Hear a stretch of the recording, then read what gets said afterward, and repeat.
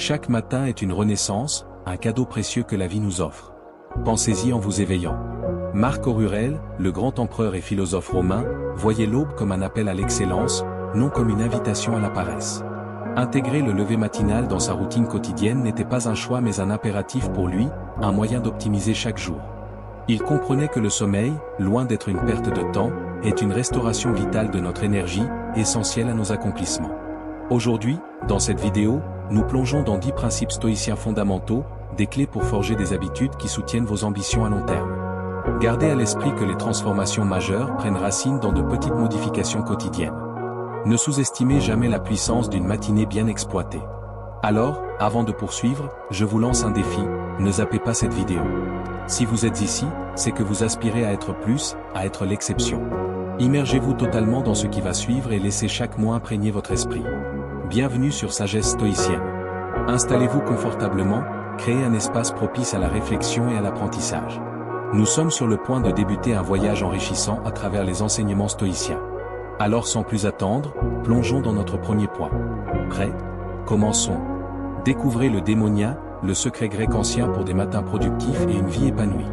Eudémonia, souvent traduit par bonheur, va au-delà de cette simple définition. C'est l'accomplissement de votre plein potentiel, la réalisation de votre véritable nature. Chaque matin offre une nouvelle opportunité de se rapprocher de cet idéal.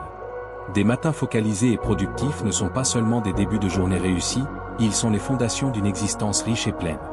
À l'inverse, des matins sans but peuvent conduire à des journées dénuées de sens et à une vie insatisfaisante. Mais c'est quoi exactement le démonia? C'est votre raison de vous lever le matin, votre quête ultime. Les philosophes grecs tels qu'Aristote voyaient en l'eudémonia l'objectif de la vie humaine, atteint par la vertu, la raison et l'autoréalisation. Votre quête personnelle d'eudémonia pourrait être une passion longtemps oubliée, une compétence que vous souhaitez développer ou tout ce qui donne un sens profond à votre vie. Pour entamer cette quête, interrogez-vous chaque matin, qu'est-ce qui me rapprocherait aujourd'hui de mon eudémonia? Notez vos pensées et choisissez celles qui résonnent le plus en vous. S'engager dans la voie de l'eudémonia, c'est s'engager dans une vie de défis enrichissants, de relations significatives, de créativité et de bien-être. Donnez-vous chaque matin une raison puissante de vous lever, un objectif qui nourrit votre âme et vous propulse vers la réalisation de votre potentiel. Préparez vos matins. Comme le soulignait Marc Aurèle, tous nos efforts doivent être dirigés vers un but final. Sans cela, tout acte est vain. Devenir une personne matinale va bien au-delà de la simple action de régler un réveil pour 5 heures du matin. Ceux qui réussissent à optimiser leur matin ont une routine non seulement au réveil mais aussi avant de se coucher. Rappelez-vous, vous ne contrôlez pas votre conscience pendant le sommeil, mais vous pouvez influencer vos activités nocturnes pour un réveil plus efficace. Commencez dès ce soir, éloignez-vous de la télévision et du téléphone avant de dormir. Faites un pacte avec vous-même pour éviter les écrans au lit. Préparez également votre environnement pour le lendemain. Par exemple, si vous prévoyez d'aller au sport, préparez vos vêtements de sport la veille en les disposant prêts à l'emploi. Vous vous économisez des efforts matinaux. La présence de vos vêtements et baskets dans votre chambre rendra plus difficile l'idée de sauter l'entraînement. Et n'oubliez pas, un esprit encombré de problèmes non résolus, qu'ils soient financiers, relationnels ou professionnels, ne trouve pas le repos facilement. Vous connaissez sûrement ce sentiment, celui de tourner en boucle sur un problème en essayant de dormir. Il est essentiel de résoudre tout ce qui est en votre pouvoir avant de vous coucher. Pour les problèmes hors de votre contrôle, pratiquez la respiration profonde, inspirez calmement, comptez jusqu'à 5, puis expirez lentement. Ce simple exercice signale à votre corps qu'il n'y a pas de danger, permettant un relâchement des tensions, un ralentissement du rythme cardiaque et un apaisement intérieur. En ralentissant consciemment votre esprit, vous favorisez une nuit de sommeil réparatrice, essentielle pour un réveil productif. Les petits sacrifices du soir sont les clés pour devenir un L accompli et tirer le meilleur parti de vos journées. Évitez les distractions après le réveil. Comme le conseillait Marc Aurèle, concentre-toi sur chaque minute comme un Romain, comme un homme, en te focalisant sur ce que tu as à faire, en te détournant de toutes les autres distractions. Souvent, dès le matin, nous nous trouvons éparpillés dans différentes directions, sans même saisir notre véritable objectif. Les distractions sont omniprésentes, vidéos aléatoires sur Facebook, nouvel épisode de votre série favorite, actualité tragique, messages Instagram, vaisselle sale, factures impayées. Dans notre monde moderne, les moyens de communication et les stimuli mentaux abondent. Peu importe l'heure à laquelle vous vous levez, les distractions guettent, parfois au point où il semble que le monde conspire contre votre concentration. La plupart du temps, ces distractions agissent comme une forme de procrastination productive. Elles semblent utiles, nécessaires même, mais elles ne doivent pas nécessairement être traitées immédiatement. Apprendre à les reconnaître et à les repousser peut transformer radicalement vos matins. Il est essentiel de se rappeler que le temps juste après le réveil est un moment précieux. C'est un temps pour vous, pour établir vos priorités et commencer votre journée avec intention. En résistant à la tentation de plonger dans un océan de distractions, vous préservez votre énergie et votre concentration pour ce qui compte vraiment. Je vous conseille vraiment de commencer par des pratiques simples. Ne consultez pas votre téléphone dès le réveil, ne regardez pas immédiatement les nouvelles ni ne vous préoccupez des tâches ménagères mineures. Concentrez-vous sur vos objectifs de la journée. En adoptant cette discipline, vous prenez le contrôle de votre journée dès les premiers instants, pavant ainsi la voie à une productivité et une réalisation significative. Cultivez la régularité du réveil. Comme le disait Marc Aurèle, nous devons construire notre vie action par action, et nous réjouir si chaque action atteint son objectif, sans laisser personne nous détourner. Cette sagesse est fondamentale pour réussir à devenir une personne qui se lève tôt, avec régularité. Écoutez attentivement ceci, prendre en main chaque aspect de votre vie est le premier pas vers l'obtention du pouvoir personnel nécessaire pour créer ou transformer ce que vous souhaitez. Pour se lever tôt de manière régulière, il est indispensable de cultiver l'autodiscipline. L'autodiscipline est en fait l'habitude de la constance. Il faut se motiver à répéter une action jusqu'à ce qu'elle devienne naturelle, et c'est en voyant les résultats de cette répétition que vous serez encouragé à continuer. Les 30 premiers jours de mise en place d'une nouvelle routine matinale sont cruciaux. Cette période peut être divisée en 3 phases de 10 jours.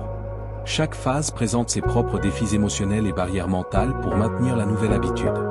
Les 10 premiers jours sont souvent les plus durs. L'envie d'abandonner peut être forte, en particulier quand il s'agit de se lever tôt. Des pensées comme « je suis trop fatigué »,« j'ai besoin de plus de sommeil » ou la tentation de remettre l'alarme à plus tard sont communes. Il est important de se rappeler que cette période difficile est seulement temporaire. Ensuite vient la deuxième phase, du 11 au 20 jours. Bien qu'elle soit toujours inconfortable, elle devient plus facile à gérer. Vous commencez à vous habituer à votre nouvelle routine et à en percevoir les avantages. Votre confiance s'accroît et vous commencez à associer positivement les bienfaits de vous lever tôt. La troisième phase est celle de la transformation réelle. Votre perception change de « je ne suis pas une personne du matin » à « je suis une personne du matin ». Au lieu de redouter le réveil, vous commencez à vous réjouir à l'idée de commencer une nouvelle journée, car vous avez réussi à le faire pendant plus de 20 jours consécutifs. Vous ressentez enfin les bénéfices de cette habitude. Ce processus est conçu pour intégrer l'habitude de se lever tôt dans votre identité. Une fois que vous vous identifiez à cette nouvelle manière de vivre, il devient plus facile d'agir de cette façon. Prenez les choses avec facilité. Comme Marc Aurèle nous le rappelle, portez attention à l'instant présent et demandez-vous, pourquoi cela vous semble-t-il insupportable? Pourquoi ne puis-je pas endurer cela? Si cette question vous met mal à l'aise, c'est probablement parce que notre cerveau tend naturellement à privilégier la gratification instantanée, favorisant les récompenses à court terme au détriment des avantages à long terme. C'est la raison pour laquelle 95% des gens abandonnent leur routine d'exercice dans les 10 premiers jours, ils ne réalisent pas que la difficulté ressentie au début de toute nouvelle habitude est temporaire. Beaucoup se disent, si c'est si douloureux, alors ce n'est pas la peine. Cette mentalité nous amène souvent à procrastiner, en particulier lorsqu'il s'agit de se lever tôt. Si nous ratons un matin, nous nous promettons de recommencer le lundi suivant ou le mois prochain. Cependant, il est essentiel de comprendre que c'est notre capacité à persévérer qui forge notre discipline et notre force. La vie est imprévisible et nous contrôlons peu de choses dans notre existence. Ce que nous pouvons maîtriser, c'est ce que nous faisons de nos journées. Chaque nouveau jour est un cadeau, une opportunité de devenir une meilleure version de nous-mêmes. Alors, si vous vous êtes réveillé tard aujourd'hui, pardonnez-vous et décidez de vous lever tôt dès demain. Rappelez-vous, chaque jour est une nouvelle bataille et chacun est capable de se battre pour un musique jour. Pratiquez la discipline dans les petites choses. Marc Aurèle nous enseigne que nous devons nous discipliner dans les petites choses pour ensuite progresser vers des tâches de plus grande envergure. Si vous avez mal à la tête, entraînez-vous à ne pas vous plaindre. Ne maudissez pas chaque fois que vous avez une douleur. Vous pouvez exprimer votre inconfort, mais ne laissez pas vos plaintes envahir tout votre être. Le terme discipline vient du mot latin disciplina, qui signifie enseignement ou instruction. Pratiquer la discipline dans les petites choses, c'est se façonner constamment, forger sa résilience mentale. Un exemple simple est de placer votre réveil loin de votre lit. Cela vous force à vous lever, à mettre votre corps en mouvement, et le mouvement génère de l'énergie. Lorsque vous vous levez pour éteindre l'alarme, vous êtes déjà debout, ce qui vous aide naturellement à rester éveillé. Évitez de remettre l'alarme à plus tard. Pensez-y, appuyez sur le bouton snooze revient à dire « Je déteste me réveiller le matin, donc je vais le faire plusieurs fois ». Si votre réveil est éloigné, vous devez sortir du lit pour l'éteindre. Une fois debout, restez éveillé. Ne laissez pas votre esprit vous convaincre de retourner au lit. Il n'y a qu'une seule option, quitter la chambre. Une autre pratique simple mais efficace est de faire votre lit chaque matin. En accomplissant cette première tâche du jour, vous ressentez un petit sentiment de fierté et de motivation pour en accomplir d'autres. Cela renforce l'idée que les petites choses sont importantes. Si vous ne pouvez pas gérer correctement les petites tâches, il vous sera difficile de vous attaquer aux grandes. Associez-vous à un complice de motivation. Pour atteindre votre objectif de vous lever tôt, il est essentiel de s'associer à une personne qui vous soutient et vous motive.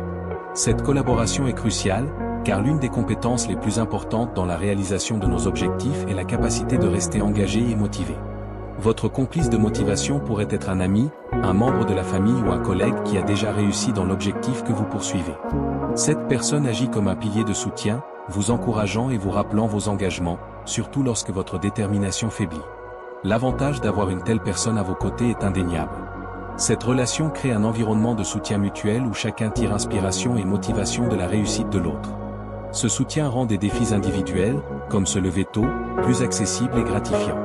Lorsque vous choisissez votre complice de motivation, il est important de trouver quelqu'un qui comprend et partage vos objectifs et qui est prêt à vous soutenir de façon constructive. Ce partenariat devrait être fondé sur le respect mutuel et l'encouragement, renforçant ainsi l'importance de votre engagement commun. Avec un tel soutien, vous aurez plus de chances de surmonter les difficultés et de rester fidèle à votre but de vous lever tôt. Méditez sur la mort. Marc Aurèle nous incite à vivre chaque instant en gardant à l'esprit que nous pourrions quitter cette vie à tout moment. Réguler chaque acte et penser en conséquence, conseille-t-il. Cette réflexion sur la mort était une pratique courante chez les stoïciens. Chaque matin, prenez un moment pour méditer sur cette réalité, avec la phrase Memento Mori, qui signifie « Souvenez-vous que vous allez mourir ». Cette vérité universelle, que l'on soit riche ou pauvre, réussi ou non, est inéluctable. Le but de ce rappel n'est pas de susciter la peur ou la morosité, mais d'inspirer, de motiver et de clarifier. Cette méditation matinale vous aide à concentrer votre attention sur ce qui compte vraiment. Vos possessions externes, votre maison, votre argent, votre renommée, tout cela est temporaire et peut vous être enlevé à tout moment. Votre caractère, par contre, reste inaliénable. Notre caractère est ce qui nous définit réellement et nous guide dans la vie. C'est par nos vertus ou nos défauts que nous nous élevons ou tombons, et c'est souvent cela qui constitue notre héritage. Se rappeler de notre mortalité nous ancre dans la réalité.